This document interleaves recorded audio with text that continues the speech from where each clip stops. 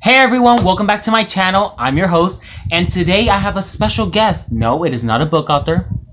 It is not a famous YouTuber, but my beautiful nephew, the creation of my brother. Hello. And he's gonna be with me learning, not from the master. I don't consider myself a master, just an uncle. Now, today we're gonna be talking about another book that I want to be reviewing, but before I start talking about the review, or the book review, whichever you want to notice. First off, I want to thank everyone for looking up on my last video that was also a book haul, also / introduction / let me put my mind to it. I'm kidding, I didn't forget.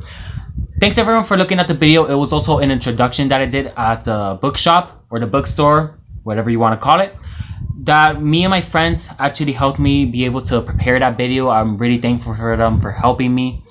But further ado, also, if you guys haven't seen my last video, you guys can see it, subscribe, like, comment to see the 2 new books I received in the last book haul. In our first book haul, that for me, it's something very exciting.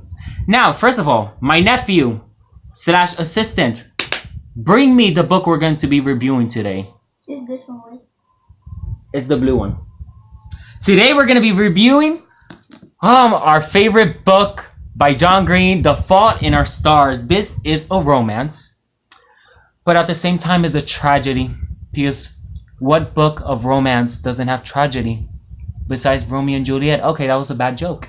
Now, this is a #1 New York bestseller. Well, I think it was, because this book has come out a while ago.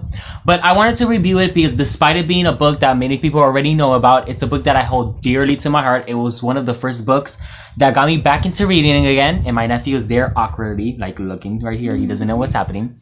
And as you can see, the first thing I want to mention is I loved all of the scenes of the book. One of my favorite scenes, I'm going to try not to give too much spoilers for if you haven't read it. You can read it. I understand there's a lot of book readers that haven't read this book or any book inspired by John Green, but I'm just gonna leave out some details for you guys can be able to read it and enjoy and love it and cry with me just like I did. One of the scenes that I actually like is their first date of our main character, that is Hazel Grace, and her romance interest or boyfriend in the future of the book. Just putting it out there. Augustus Waters, they both are survivors of cancer. They're both suffering through cancer. And they meet at the beginning at I believe it's at a church that they're going into this, to the support group that they go into in the heart of Jesus. You're going to get that joke later on in the book. Anyway, one of my favorite scenes of the book was their first date when they were in Amsterdam. I'm going to shut my mouth up for the rest of the details. As characters, I really love the character development. At the beginning, you can see that Hazel is a bit, well, she's not reserved necessarily, but like I feel like she didn't have maybe 2 friends at the beginning of the book, and you can actually see how she, develops, with Augustus.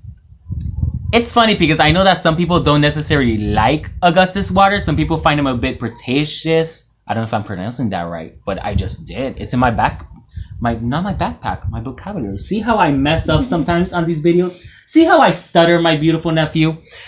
And anyway, I know that some people don't you see?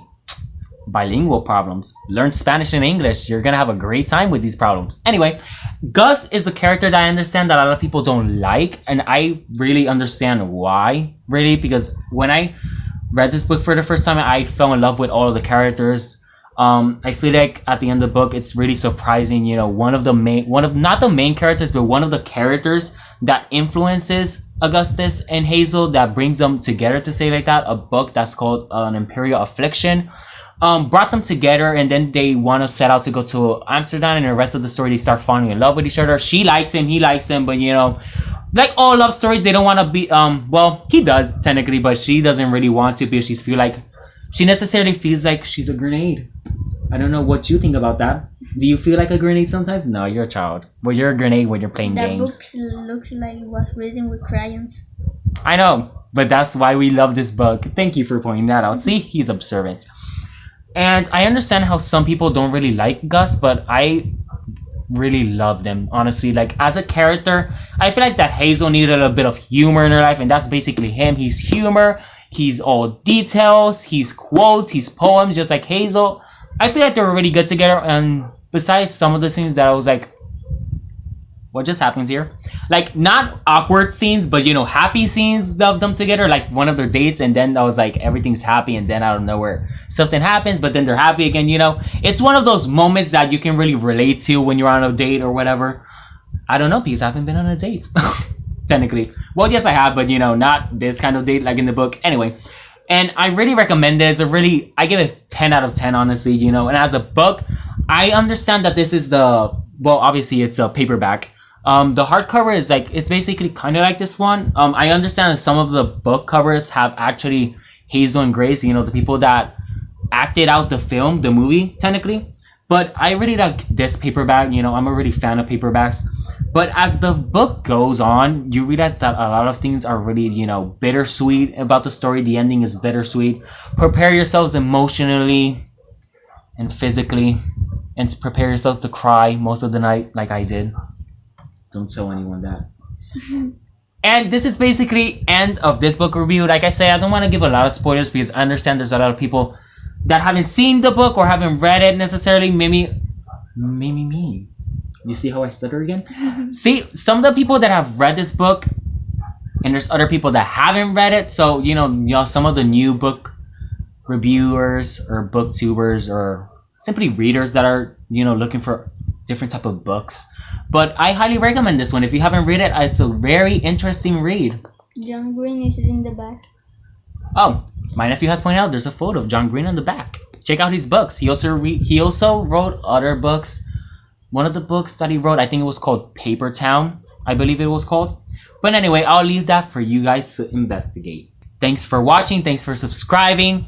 Thanks for commenting. Some of the people that have in my previous video have commented and liked and subscribed. I thank you guys for staying here. Thanks for coming for the books, but staying for the channel. That's one of the logos that I'm trying to establish on the channel.